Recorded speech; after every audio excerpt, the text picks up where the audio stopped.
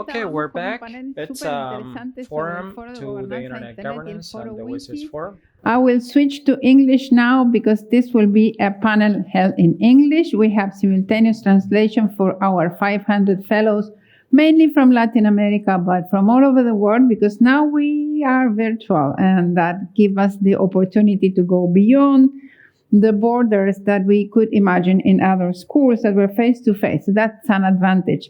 And this very interesting panel, and we have friends from all over the world participating in it. It's about the Internet Governance Forum, the WSIS Forum, and other Internet fora, and how the different actors do engage in this activity. And I have a very, very diverse panel of all of them. They are very good friends of us and very good friends of the South School of Internet Governance. I have Chengetai Masango. He is the IGF Program and Technology Manager from the Internet Governance Forum. He's based in Geneva. Anja Gengo, she's the National and Regional IGF Initiatives focal point for the Internet Governance Forum. She's also based in Geneva. Gitanjali, she's Strategic and Policy Coordinator from the ITU. She's also based in Geneva. My dear friend Qusai Shatti, he's based in Kuwait. He's Deputy Chairman at Kuwait Information Technology. And my dear friend Eduardo Santoyo, sorry Eduardo, we are having this in English, but I know that you can manage. He's the General Manager of .co Internet SAS, and he's based in Bogota, Colombia. So thank you very much for being with us this morning. Hello from Buenos Aires. Lovely seeing you. Hola, Eduardo. Hi, Qusai. Nice to see you. Such a long time. Hi, Anja. Gitanjali, how are you? I don't see Chengetai, but he may be joining later. Okay. If we don't have Chengetai on, maybe Anja, I can start with you. Anja, you have a very interesting role in managing and contacting and promoting the regional IGFs. I know that because of our regional IGF in Argentina and also Latin America. You have a fantastic role, and I commend you for that. In your opinion, how has this COVID-19 impacted the development of the IGF? For example, our school moved from face-to-face to virtual. This changed somehow the dynamic, but in a way, it allowed the school to be perhaps reached by many other fellows from other regions of the world. We had remote participation before, but now it's like enhanced by this virtual possibility of participating. And Anja, welcome. Well, thank you so much, Olga, and so nice to be here. And I wish a very good afternoon from Geneva to all the participants. And I wish to thank the organizers for inviting the IGF Secretariat to join you this year as well on this very successful capacity development educational activity. Well, thank you very much, Olga, for opening with a very interesting question. It is true indeed that I've been very honored and privileged and assigned with a burden of responsibility to really cooperate with a number of national, regional, sub-regional and youth IGFs, including, as you mentioned, the Argentina Youth IGF, the National Argentina IGF, and the LAC IGF, that you have a very successful regional process in your country. And currently the number of, how we call them shortly, the NRIs, counts to 137 of organized initiatives, with over 97% of those NRIs being recognized by the Secretariat, being fully active, which means that they run their annual meetings and a set of intersessional activities in between the two annual meetings. And indeed, it's just interesting really to look back and to live in this momentum. The COVID-19 pandemic has challenged almost everything and changed quite a lot. And you hinted well, one of the biggest changes that happen in internet governance sphere is forms of cooperation. We, through the Internet Governance Forum, we aim to cooperate in various manners, but you will also know, Olga, thanks to your historic engagement into the IGF, that face-to-face engagement was something that we were always striving for, just because it created long-term relationships between people, in addition to exchanging views on substantive matters, facilitating dialogue. You still, after a formal session, get to meet all those people, get to chat a bit more, and that is always a proven way to build long-term relationships and cooperation with various stakeholders from various parts of the world, just because the IGF really brings thousands and thousands of people of different backgrounds, different disciplines from different countries to meet face to face. But then again, due to the digital divides, due to the other reasons, as you know, many more people were not in a position to travel to, let's say, an annual meeting of the IGF. So for the IGF, online participation was always central, and it was always subject for improvements. We're very fortunate to have our Dynamic Coalition on Accessibility and Disability to specifically also advise us on how to ensure a meaningful participation for people with disabilities, including through online means.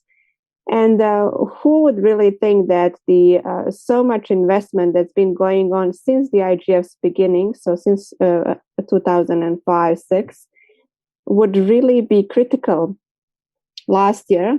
The online participation became the only modus of participation last year for all of us. We couldn't meet face to face. And I think it was such a learning experience, learning activity for all of us, including for the IGF, because it showed to us that indeed, even if we are forced to confine, so to stay in our homes for the sake of protecting our health, we still can cooperate, we still can work together. And the different modalities of delivering online participation showed to be very effective in terms of engaging people. It again illustrated even more the digital divides that exist across the world, and it's something that if there's at least one good thing out of the pandemic, it's the fact that it allowed to the internet to prove itself that people are very much dependent on it, and that it's not really a matter of choice anymore for us whether we're going to be connected online with meaningful access or not, but it's really a requirement and essence for our lives to continue. And then at the other hand, as I said, it underlined how really bad effects it has for people who are not at all connected to the internet for various reasons. And that also means that people are not able to work, it means that people are not able to go to schools. It also means that people are just not able to communicate with their loved ones and so on. So it has also connotations for the mental health. So it's a very broad spectrum of consequences that happen on people individually and with that on the world globally. For the IGF, those are the lessons learned. And yes, you are right, Olga, when you say that last year, so despite all the really efforts and investment that has been happening for years in ensuring that the online participation is meaningful as much as that's possible, last year, things have changed in terms of that we are now, as you said, speaking about much more enhanced opportunities for online participation. This year, the IGF, unlike last year, when it was for the very first time hosted completely online and marked the highest participation ever. This year, it's going to be hosted in a hybrid format. So we're not speaking anymore about on-site and online, or in past we use the terminology remote participation, but we really speak about hybrid participation, which means that we have a blended participation of participants as equals, regardless if they're participating from the venue in Katowice, Poland, or they're participating from any part of the world. It's, as I said at the beginning, it's a challenging process for all of us. We need to understand how to ensure conditions which are as equal as possible with facing constraints, such as, for example, different time zones for people that are not, for example, positioned in the Central European time zone where the IGF venue in December will be positioned. In addition to that, obviously, as I said, digital divide is a huge problem, and we don't have any direct influence or impact on it or ability to change. If people are offline, they're offline. If people are having bad connections, then it relates to the conditions in a particular community or a country, and it's something that we can't do a lot. But what we can do and what we realized is that we can ensure that the tools and services that are being with the IGF are not consuming as much bandwidth as it is beyond the just mere necessity, just because of people who may not have speed of the connection as people in some countries where there is already a high standard of access to the internet. And then another point is to build capacity, to ensure that we really help to build skills and experience of people in advance, so well before the annual meeting takes place. So if we're using new tools, for example, new services, new digital platforms, we will ensure that they're not completely new for our participants in December, but that they actually had the opportunity to test that way beforehand. So it's quite a task for, I don't know if Chengetai has joined, but for him, and he's heading the IGF Secretariat for the MAG chair, it's very much challenging, but also such an important momentum, I think, for the internet in general, because the pandemic may create a momentum for all of us to maybe finally correct some things which are with us for years, such as, for example, digital divide and the gender-based divide. And finally, just to come back quickly to your initial question and respond to how different IGFs organized around the world are coping with the pandemic. It's really different. What I can say is that this is, as I said, challenging year for everyone, but it's also a very creative momentum when everyone is trying to find the best mechanism for delivering their programs completely online or in a hybrid format. Among the 137 NRIs, maybe around up to 20 were hosted in the first half of the year. And the majority of those were really hosted online just because of the pandemic and the challenges it posed it continued to pose on people in the countries and putting the health constraints on communities. But then what we are seeing now is really a proliferation of various creative designs of delivering hybrid formats of the IGF meetings at the national or regional levels. So currently we have 72 meetings which are reported to the IGF Secretariat that they will be hosted somewhere in the world. And those meetings are in a hybrid format.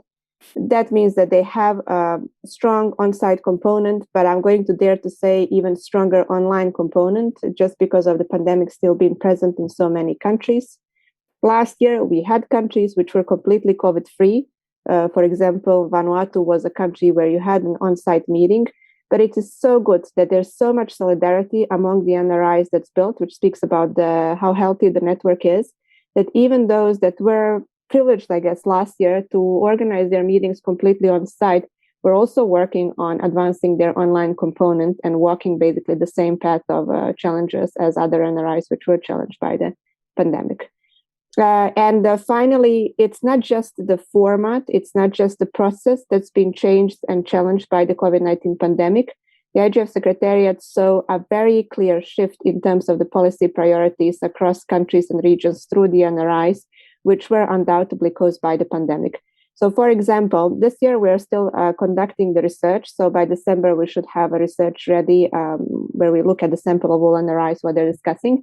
But it's so interesting to look at 2020 compared to 2019 and even years before on what were the policy issues that were discussed. So the Secretariat did a research where the results basically showed that there was a major shift in terms of the policy focus of on internet governance across the countries. So from in past discussions and narratives which are dominated by the cybersecurity, trust, safety issues, now they're completely moved to digital inclusion, to meaningful access, connectivity, e-education, which was obviously prompted by the pandemic and was very important, e-commerce, e-trade, so and also e-health.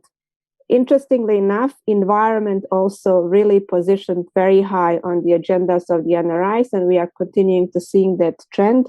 I'm not saying that it's completely caused by the pandemic, but yes, you can easily tell that during the narratives that are being delivered at the NRI meetings, you can see that the pandemic also worked in favor for our environment in some parts of the world, and digital means are something that's also central to to that part just because so much work was delivered online where it was possible. And that obviously also showed in some areas positive impact on the environment, but in some also not completely positive.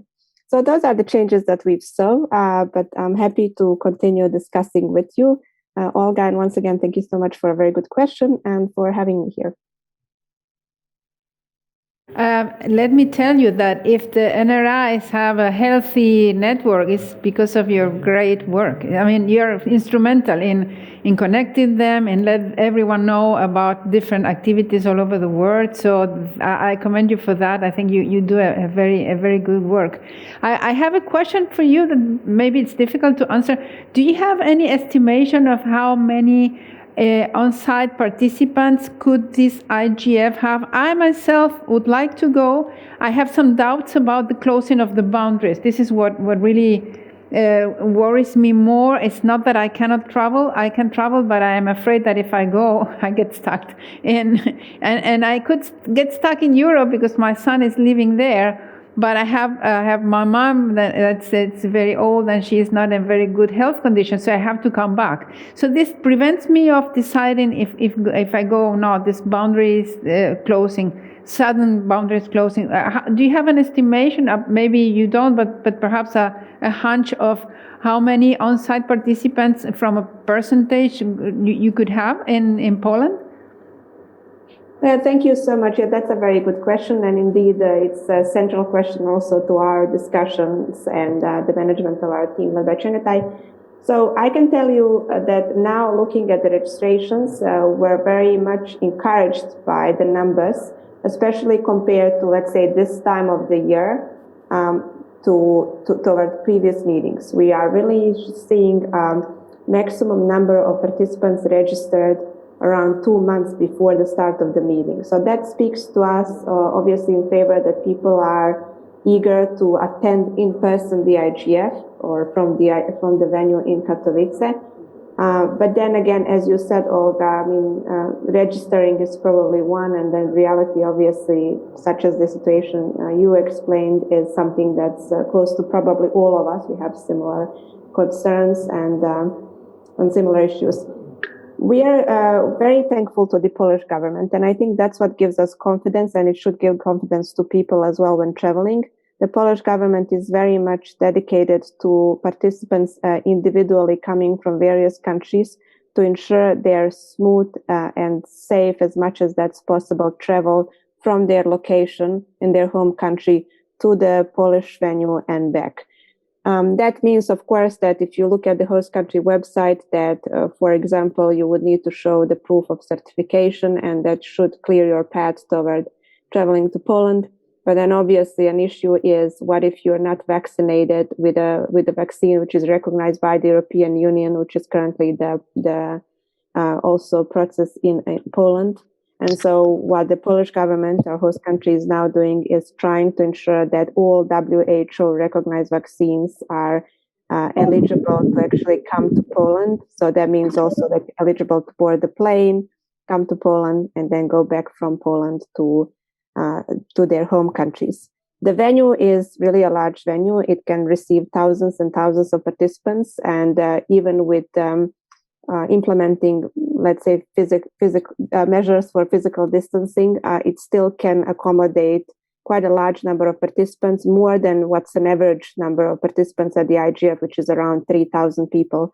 So we are not concerned in that sense that we will not have, let's say, space where we will not be able to implement all the health-related measures. But we are very much aware of the individual concerns people have. What we advise is that people do liaise directly with the host country. There is a visa liaison officer. So even if it's not visa related, I think it's good to check individually your situation to be just safe. Just as you said, Olga, stakes in some cases are very high, and you want to be sure that you will go smoothly to Poland and smoothly come back from Poland, at least when it comes about the COVID-19 related measures. We do expect a traditional number of the participants to join us in Katowice, but obviously I'm not going to still speak about concrete numbers and in terms of and the balance between those participating online and those participating from the venue in Katowice. But as I said, the interest now is really high. And just allow me to add one detail. We did a small, let's say, exercise of running a face-to-face, well, a hybrid meeting actually, almost 2 years after. That's just recent meeting of our third Open Consultations and MAG meeting, which happened in Geneva at the UN office. We had quite a number of people present in Geneva at the Palais de Nation, and also a larger number present online, and it worked well. It worked well. I know people had similar concerns in terms of traveling, but the meeting happened. We had participants coming all the way from Brazil or India to Geneva, from various African countries and Indonesia and so on. And their travel to Geneva was smooth, and their travel back from Geneva was smooth. And they really enjoyed the meetings, like all of us, because we're just very much eager to start again connecting face-to-face as in good old times. Thank you, Anja. Yes, I have seen the pictures from my MAG friends in Geneva, with some envy from the situation that not traveling and being afraid. I'm not sure if my vaccine is accepted in Europe. I have to check that also. We will see. Thank you very much, Anja, and maybe Chengetai joins us. If not, send him our regards from the school. Gitanjali, are you there? Dear Gitanjali, yes, how are you? Gitanjali. Fine, thank you. Thank you so much, Olga, for inviting me to address the School of Internet Governance inauguration. Thank you so much for your great partnership we had during WSIS Forum 2021, and we will continue to strengthen our partnership. So, Olga, today I will focus on what our plans are for WSIS Forum 2022 and how you and all the colleagues, your students, everyone who's present here can collaborate and partner with us. So I have a presentation, and my colleague Ruth, if she could please put it on screen. Yeah, so we can see the presentation, and I'll basically, those of you who are not very familiar about the WSIS Forum, it's an annual event that is organized in collaboration with more than 30 UN agencies. We work with ITU, UNESCO, UNCTAD, and UNDP. They co-organize the forum, but in collaboration with all stakeholders. It's a multi-stakeholder event that is organized annually. Next slide, please. So the framework within which the WSIS Forum and the whole WSIS process is organized under the Geneva Plan of Action is the WSIS action lines. So the beauty of the process is that different action lines are implemented by different UN agencies. So for example, ITU implements, C2, which is ICT infrastructure, C5, which is cybersecurity. We work with UNESCO on e-science, on cultural diversity, with WHO on e-health. So it is really a great example of how different UN agencies are coming together for implementing the WSIS action lines in a multi-stakeholder setup. And since 2015, we have been aligning the WSIS action lines with the Sustainable Development Goal to highlight the crucial role of technology, ICTs, in achieving the SDGs. Next slide, please. As the colleague who spoke before me also said that, we are kind of exploring the hybrid models now.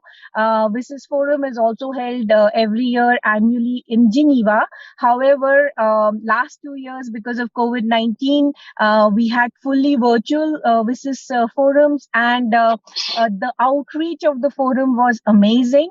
We had more than 50,000 people participating. So next year, we plan to start on the 15th of March in a virtual format. And we have booked rooms in Geneva for the 30th of May to the 3rd of June. So we do hope that we can have a hybrid event, in the sense that in the final week, we could have a physical participation as well as remote participation. Next slide, please. So many of you are familiar that the agenda and the program of the WSIS Forum is built through an open consultative process. It is multi-stakeholder, civil society, private sector, governments, international organizations, technical communities, academia. They're all invited to contribute to the format and the the designing and the thematic aspects of the WSIS Forum. So we have a great collaboration with the IGF. We have one meeting of the open consultation process every year during the IGF, and you can see that our meeting will take place on the 8th of December. So please join us, and so and so forth. Even IGF has its consultative processes at the WSIS Forum. So we have a great collaboration with the Secretariat. And though the WSIS Forum looks at only the development issues, so WSIS action lines for sustainable development, our focus is that. And the deadline for submissions is the 7th of March. So those of you who want to participate in the WSIS Forum, next slide, please. It's just a simple form online. Please fill up the form, and there is just two steps. Just log in, create your account, and fill in to request for workshops, to have exhibition spaces, to have knowledge cafes, to tell us what all different formats. It's so innovative with the whole remote designing of the WSIS Forum. So please do submit your inputs. Your inputs are really valuable for us. Next slide, please. So we also have a high-level track. We have high-level policy sessions where CEOs from the private sector, ministers, heads of regulatory bodies, civil society heads, they all participate for a discussion and a dialogue on a special thematic aspect. We have a ministerial roundtable every year, and next year we will also be having a mayor's roundtable. This year we had around 7 mayors who participated in the WSIS Forum, and in the context of smart cities. So next year we will be exploring that aspect as well. We are also looking at an academia roundtable, and so on and so forth. So please do join us. I'm sure I'll be in touch with Olga regarding the academia roundtable and other details. We also have high-level dialogues. So if you have certain topics which are of interest to you and you would like high-level people talking about and dialoguing about, so please do submit it through the open consultative process. Next slide, please. So we have this open call for high-level track facilitators every year who facilitate the high-level policy sessions. And that's how I also got to know Olga very well, because she was an excellent high-level track facilitator last year. So this year in WSIS Forum 2021. So we do hope that you can, help us nominate some good high-level track facilitators who will be able to facilitate and moderate the high-level policy sessions. And the deadline for this is also 7th of March 2022. Next slide, please. So very important part of the WSIS process is the WSIS Prize 2022. We have a WSIS Prize every year, and that the nominations have begun. So please do promote the projects which are in Latin America and which are looking at the action lines and their relations with the SDGs.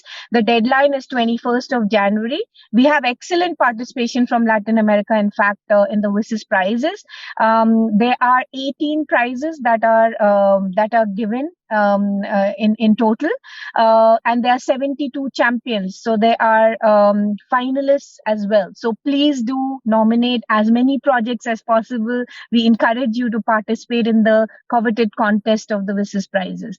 Next slide, please. So we also have a WSIS stock-taking repository that we maintain since I think 2003, and there are more than 13,000 projects out there. So in fact, students, if you are doing some projects and you're looking for grassroots initiatives, government initiatives, initiatives by UN agencies, this is a great repository which you can filter by WSIS action lines and SDGs. So it's very easy if you're doing some work on cybersecurity or you're doing some work on e-governance or e-health, you can filter the projects in accordance to that. Next slide, please. So this is another thing we initiated a couple of years back, a photo contest to basically capture some of the ICT for D projects, and they are free for use. We have a repository of these photos. So if you would like to use them, please do let us know, and we will enable you and guide you on how you can use these photos. Next slide, please. So, though the open consultative process is still on, some of the tracks which were, recommended by stakeholders as important and that we should continue working on them is ICTs in youth, ICTs in gender mainstreaming, ICTs and emerging technologies for sustainable development. During COVID, we started also with participation of the Bhutanese government, ICTs for well-being and happiness, ICTs for accessibilities and persons with special needs, ICTs and older persons. We started promoting this a lot and creating awareness on how technology can empower older persons to contribute to society and actually to age in a healthy manner. Cybersecurity, and next year with UNESCO, we will be adding the ICTs and indigenous people and culture track, mainly focusing and aligning it with the decade of indigenous languages. Next slide, please. Again, just to tell you what do we mean by a special track? A special track has workshops, exhibition spaces, WSIS talks, which are more like interactive. We had a WSIS Healthy Aging Innovation Prize. So this was a special prize only on healthy aging. We will continue it in 2022. We had a hackathon where extremely good innovative solutions came out on cognitive decline, on Alzheimer's, on frailty and transportation, and on finances for older persons. So please do have a look at our websites, and if you need more information, we are always there. Our activities were also recorded in the UN Secretary General's report on aging. Next slide, please. Next slide. So some of the things we will continue doing is exploring partnership in the area of disabilities and specific needs. I heard the previous speaker, Anja, also saying that it's priority for them. So we will also explore collaborations with them. But it's a very important activity, especially to ensure that they can participate in this hybrid model. Next slide, please. So we would like to say that, the WSIS Forum is no longer, a one-week event or an event. It is translating into products and concrete initiatives. One of the outcomes of the gender mainstreaming track was the Women in Technology repository. So all the women out here today, please do subscribe to this repository. The idea is to have women panelists easily to be found. I know Olga has signed up, but I request all women in the call today who work in the area of technology or who are studying technology to please sign up. Girls also, because we are planning to use this technology, for this repository, for capacity building, for training, for mentorship, for interview series, panelist recommendations, and so on and so forth. So please join us in this effort so that we can ensure that we can have 50-50 participation of men and women in our events. Next slide, please. So again, some information about the hackathon on indigenous languages that we will do with UNESCO next year. We will also have a special prize, and the cash reward is 1,000 francs or euros per person. The registration form will be ready soon. So if those of you who are interested in this area, please join us for the hackathon, and I'm sure some great innovative solutions will come out. Next slide, please. Next slide. We will leave this information with Olga.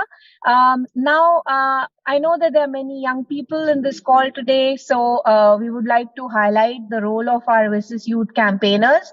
They are campaigning about the role of WSIS action lines in achieving the sustainable development goals. They're very active in their communities, in the universities, and you will see that we have youth campaigners covering every region, but we are every year looking for more young people. So if you are really interested interested in joining us in this momentum, please do let us know, and we will be very happy to work with all of you. Next slide, please.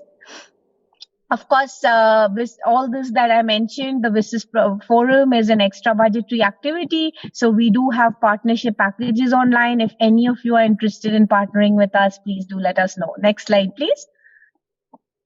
So some of the deadlines, which we will leave in the presentation and Olga will upload somewhere, you can note 7th of March, and for the prizes is the 21st of January. Next slide, please. And social media, please follow us on Facebook, Twitter, Instagram, and we have a monthly newsletter called the WSIS Flash, where we provide all updates about our activities. So if you would like to know more, please do follow us here. Next slide, please. So thank you very much, Olga. So these are some of the activities that we have planned. And if there are any questions or if there are any follow-up tasks, please do let us know, and I'll be very happy to work with you. Thank you very much. Thank you, Gitanjali. I would like to commend you and your team because it's such a broad variety of activities, so different focus, and you really cover so many very interesting things, indigenous interest, old people, young people, and this call for young leaders in the region, all over the world. But it could be good if our fellows from the school, we have 500 fellows this year, could join this effort, and I commend you for that. Let me ask you: I think it is. So the information in the website is in different languages. So maybe we can find also information in Spanish. Yes, Olga, our website, including all our letters for calls for action, are in 6 UN languages. Of course. So I will send you everything, and you can then share it with your students. Okay, and we will share the presentation with all the information inside. And thank you very much for joining us. And again, congratulations. You have a great team. And one thing that I like from both the IGF and the WSIS Forum is this format that they organize along several weeks. We thought about that for the school, but the school is a training program, and those who are fellows are agreed to have this training in 1 week. And this year we added 7 weeks before in an online self-assisted asynchronous training for preparing this week. But we thought about that. We may have some ideas for the future, but I think both the IGF and the WSIS Forum profit from this distribution in time in this virtual format, different from the face-to-face stage. And now I will go to my two dear friends, Qusai from Kuwait and Eduardo from Colombia. So glad to have you here. I miss you guys. I miss meeting you somewhere here and there. And I would like to ask you, I was a MAG member at the time that Qusai was a MAG member. The MAG is the group that defines the agenda for the Internet Governance Forum every year. And I remember our meetings in Geneva and trying to define good issues for each of the years that we were in the IGF. Qusai, thank you very much. First, thank you for contributing as sponsor to the school. This is very much appreciated. Organizing this in a virtual format, it's extremely costly and expensive. We have a big team here supporting us in the studio, and thank you very much for your support. And also, as a long-time participant of all these different fora related with internet governance, what's your experience? How can you share with our fellows why they should engage? And what's your take on this learning experience from the IGF and your participation? Also, I know, and you invited me, and thank you for that, to the Arab IGF. I think it was 2 years ago. Thank you very much for that. Very honored for that invitation. How this regional meetings, IGF, had to cope with this COVID pandemic. And welcome. We cannot hear you. You're on mute. Well, yes. First, thank you, Olga, for your kind invitation to me to participate in this wonderful event. And hopefully we will see the SSIG continue with its success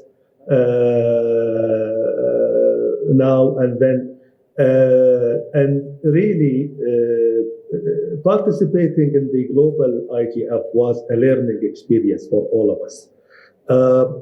When we participated in the global IGF, we were defining what IG is about. We are talking about the issues. We are trying to define a frame set to find out what is the IGF is about and how it should be, what is internet governance. And we are talking in a global level, and yet we are trying to spread the concept regionally and nationally. And someone, if you talk to them at that time, what is internet governance, they will look at you like that, with a wild smile and not knowing what we are talking about. So it was a wonderful experience to participate, and it was a learning experience. And it was fully and at that time it was attached well with the WSIS and the outcome of the WSIS and how it affected our understanding, view, and vision of what open, inclusive internet is about.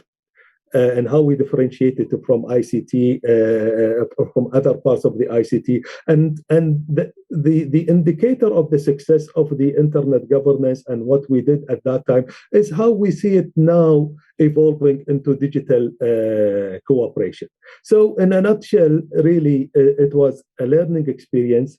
We are trying to set the framework to set what internet governance should be about. And we were talking basically at the time we were talking what is internet governance. We are ourselves trying to understand these issues and put them all together. Thank you, Olga. Thank you very much. Let me ask you, have you organized the Arab IGF in this pandemic situation? Were you also moving to online meeting? Yes, we did organize the Arab IGF in an online format. It was a one-day session, and it was successful. We have participants from all over. It seems that online sometimes help more participation and boost participation and brings and can bring a new player to us at the or a new audience or a new contributors. So it really helped us at that time to organize it online and take it from there. So we did organize, and we look forward to do it this year really online, expectedly in December, to have the Arab IGF, hopefully, and we will take it from there. Thank you. Thank you very much, Qusai, and thank you for being with us today. Thank you. I see Chengetai joining with this beautiful picture of the United Nations meeting office in Geneva. Hi, Chengetai, how are you? Such a long time without seeing you in person. Nice to meet you. Chengetai, can you share with us some thoughts about how do you see the future of the IGF? I know that there are after the United Nations Secretary General panel, there were some discussions about future formats or changes to the IGF. I think it's a great meeting that has enabled the global community to understand different aspects of the internet and regulations and governance. But how do you see this evolving? And welcome to the South School of Internet Governance virtual edition this year. Thank you very much, Olga, and I'm very happy to be here. How do I see the future of the internet governance? Well, as you have said, we've had, first of all, I think it was the IGF retreat, and then we had the recommendations of improvement from the working group, and then we had the roadmap, and now, just 3 weeks ago, we've had the common agenda, and the IGF was mentioned there, and the Secretary General also asked us to try and enhance and improve the Internet Governance Forum. What I would like to say is that, yes, here at the IGF, at least at the IGF Secretariat, we believe that we've been doing a continuous improvement. And so each year we've been improvement. We've been going through the hybrid mode now since we've had the COVID experience, and IGF 2021, which we'll be holding in Katowice from 6th to 10th of December, is going to be in the hybrid mode. And we plan to showcase a few new improvements there as well.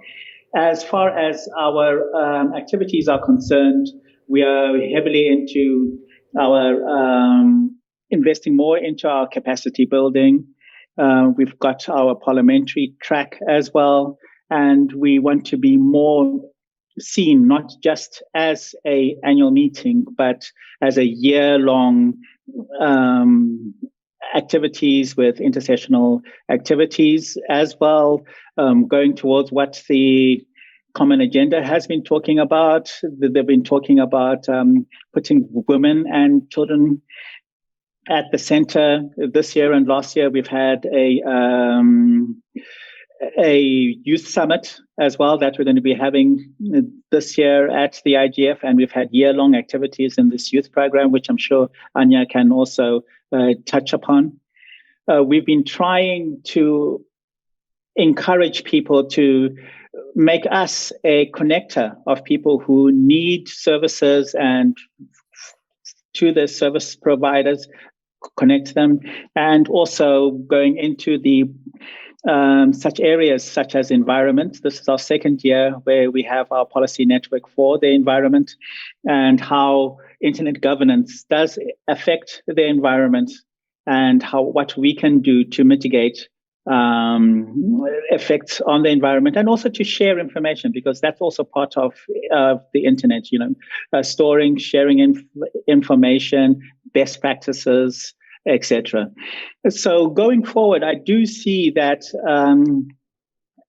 as from 2006, I think every single year we've had more and more people being very interested in it, and it's not just the normal stakeholder groups, the government, civil society, the private sector, and IGOs. As I said, we're strengthening with the youth program. Now we are also making inroads with our partners such as UNESCO, ITU, etc., in their various programs. Everything, from artificial intelligence, we're discussing this, to security. So I do see a lot of things, and a lot of significant things for the IGF for the future, and starting now. Mm-hmm. Thank you very much, Chengetai. There is a question for Gitanjali, but I think it's good also for the IGF. The fellows are asking if there is any restriction or payment to participate in the WSIS Forum or in the IGF. I know the answer, but I want to give you the floor to answer that. Ladies first. Thank you, Chengetai, and it's really nice to see you, although I'm sitting just across you right now.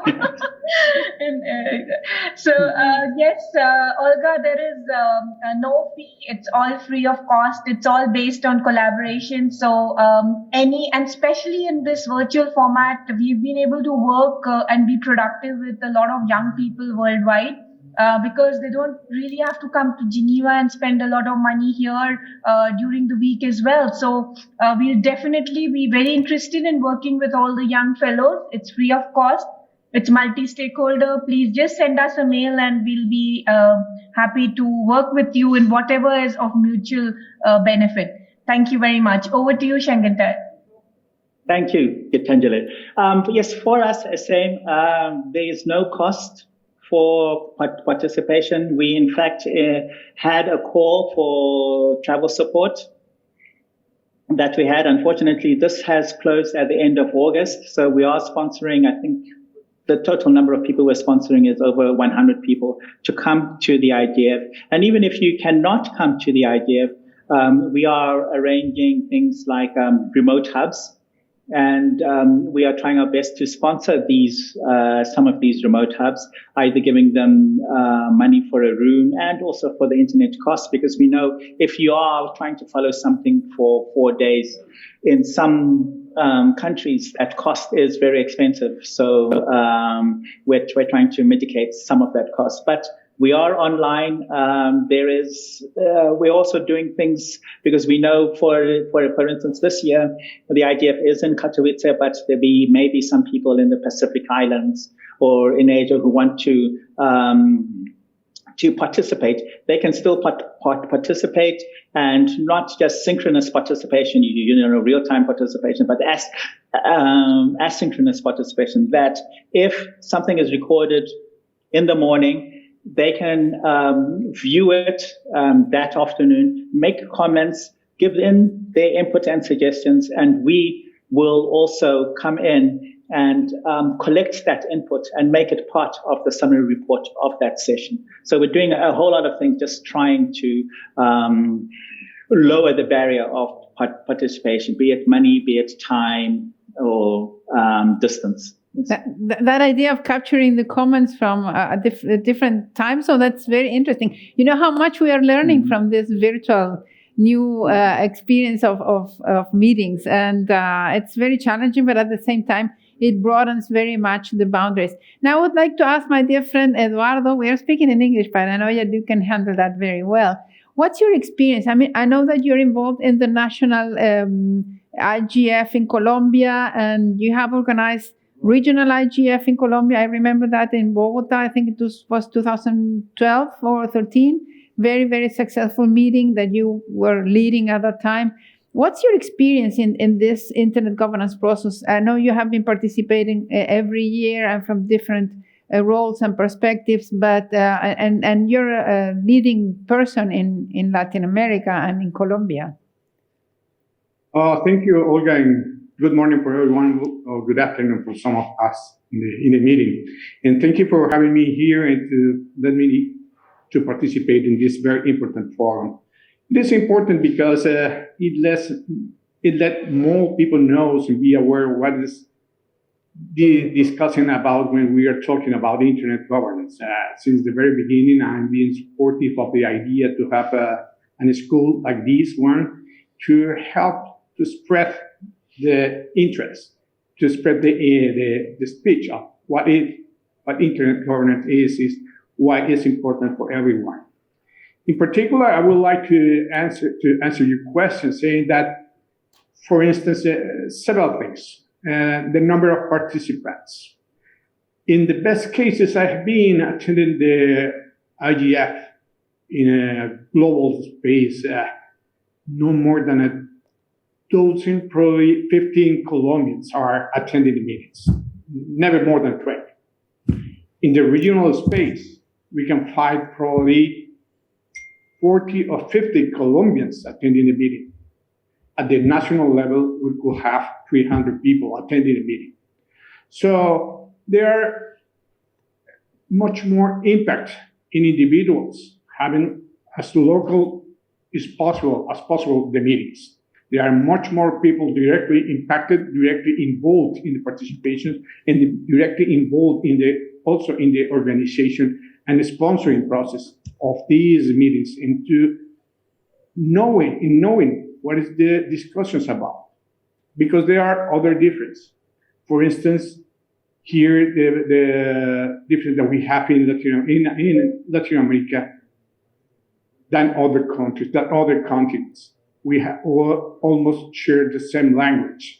Here in Latin America, from Mexico to the Patagonia to Argentina, we share the Spanish language. So it's easier for everyone to participate in the meetings when do it regionally or locally. Our colleagues and friends from Brazil knows to understand very well the Spanish, and we learn to understand the Portuguese that they speak. So we are almost an integrated continent to have discussions, and that being something favorable, thinking about the regional meetings too. So in my view, and the third element is that nowadays that we all are seeing that how internet is important to our normal life, how important it is for education, how important it is to work, how important it is to have access to the health, to have access to the government, etc.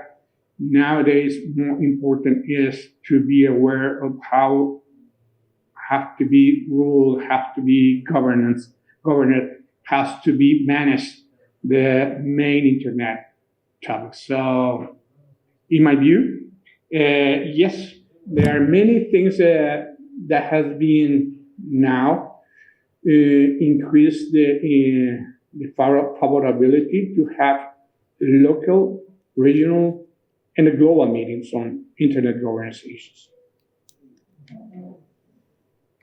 Thank you, Eduardo. Do you organize a national IGF, right, in Colombia?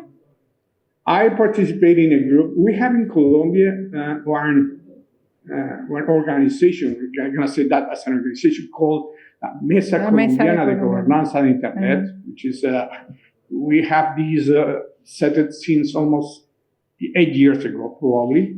And we have been having local forums. So the organization of the meetings in Colombia is La Mesa Colombiana de Gobernanza de Internet, and I'm a participant of that organization, but as many others. There are many others now that they are. That's another very important thing that we gain with the time, that we have much more leaders coming to the process, because these local activity to organize meetings brings more people to the table. And now we have new leaders, we have more people participating, which is also important. And we're going to have our meeting in next November. It's going to be virtual one. Thank you. Sorry, apologies. When I said you, I meant Colombia. Not you yourself. I know you're a leader in Colombia and in Latin America. We all know you very well, and we commend you for your great work in the region. But I meant you in Colombia. Apologies for that confusion. I have a question for Gitanjali and Anja and Chengetai. The fellows are asking how can they get to know if there are opportunities to get funded for traveling. One thing that I can say before giving the floor to you is that we publish in our networks in the school all the fellowship opportunities. So if you follow us, and also we have several Telegram groups with each of the cohorts of the school, we publish that information there. But of course, I would let Chengetai and Gitanjali explain that if there are possibilities to get funded.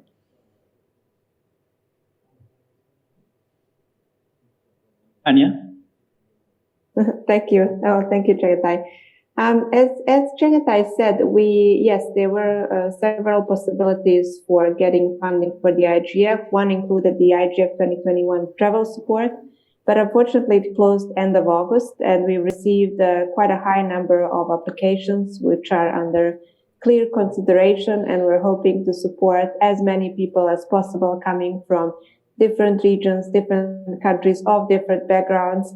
And what's also important to be, with different experience with the IGF, hoping to also get newcomers, and with that start building capacity in countries which are not maybe collectively represented as some other countries at the IGF. In addition to that, I think Chengetai at the beginning mentioned the remote hubs, and that's a very important concept for us, especially after the experience and lessons learned after the pandemic. So if some applicants which are interested to attend the IGF actively participate, did not apply for the travel support, that means that they probably will not be able to travel to Katowice, but it doesn't mean that they will not be able to participate in a collective manner, in a team spirit at the IGF, because those remote hubs could be a very good opportunity. We have already quite a large number of remote hubs registered. And the Secretariat plans to support substantively. If possible, we're exploring possibilities also financially, some remote hubs, to ensure that there is that hub in the country where you can go with your peers and participate in the IGF in an organized manner. I know that there are some other organizations which are very supportive of the IGF, we're always, the IGF is always welcomes friends. So if there are questions of that kind, you can send it to me. If I know of any existing sources of information, I'll be happy to inform colleagues of those. Thank you, Anja. And as I said, we try to publish all these opportunities for fellowships and funding for different meetings in the region, in the country, and globally. And thank you very much for that. We are coming to the end of our panel. I want to thank you very much. Send my regards from Buenos Aires, Argentina. I hope to meet you. I'm not sure if I will be in Poland because, as I said, I have some family issues that prevent me from being away from my home a lot of days. But I don't know if my vaccine is accepted. But by the way, I should check that. That's another issue. It's not under my control. And thank you, Chengetai. Your vaccine would be accepted, by the way. Any? Your vaccine will be accepted if it's approved by the WHO. Vaccine. It will be accepted. I have a mixture. I have a Moderna and Sputnik, which is strange. Fine. We will see. Okay. Thank you, Chengetai. Thank you, Anja. Muchas gracias, Eduardo. Thank you very much, Qusai. Regards from Adrian and from our president, Oscar Mesano, and from all our team here in Buenos Aires. We are in a TV studio, TV-like studio. And regards from Argentina. Stay safe. Hope to meet you in person. If not, it will be virtual. Thank you very much. Gracias. Thank you very much, Olga, for organizing this and inviting us. Thank you. Thank you, Olga. Bye. Thank you. And thank you, youth. Yeah. Bye. Bye. Bueno, qué ganas de viajar, ¿eh? I wish I could fly. And that picture of Geneva, great. And I remember next to Geneva, I usually have the cheese fondue that is great with chocolate. Okay, we will resume in half hour at 2 o'clock. 2 o'clock Argentine talk of Colombia. For this last session of this morning, we have the speaker on augmented reality. He comes from, he works in Oculus. His name is Bruno Saldon Martin. He's based in the United States. And then we have a panel on education and the future of education, what happens with virtuality and internet. And we will hear from Héctor Falla from Facebook and Carol Mondragon Sierra, the Vocation and Training Director of ICT Colombia, and then the coffee break and lunch. Thank you. No se vayan.